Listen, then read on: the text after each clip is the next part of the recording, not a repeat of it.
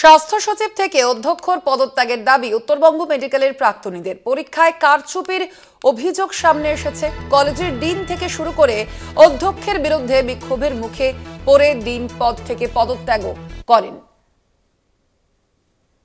প্রাক্তনীদের যে দাবি, যে পরীক্ষায় কারচুপির অভিযোগ এনেছেন তারা এবং স্বাস্থ্য সচিব থেকে অধ্যক্ষর বিরুদ্ধে অধ্যক্ষের পদত্যাগের দাবি করা হয়েছে উত্তরবঙ্গ মেডিকেলের প্রাক্তনীদের পক্ষ থেকে। পরীক্ষায় কারচুপির অভিযোগ। ফোন লাইনে রয়েছেন প্রতিনিধি রীনা কুমার। রীনা, ঠিক কি অভিযোগ পড়ুয়াদের, কি জানা যাচ্ছে?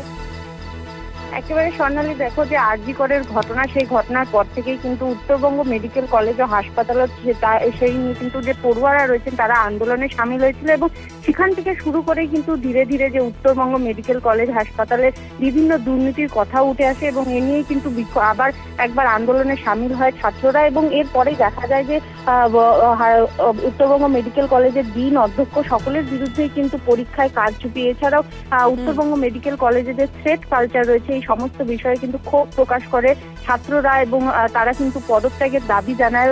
একদমই। আপাতত ধন্যবাদ তোমায় রীনা। কথা বলছিলাম, ফোন লাইনে ছিলেন প্রতিনিধি রীনা কুমার।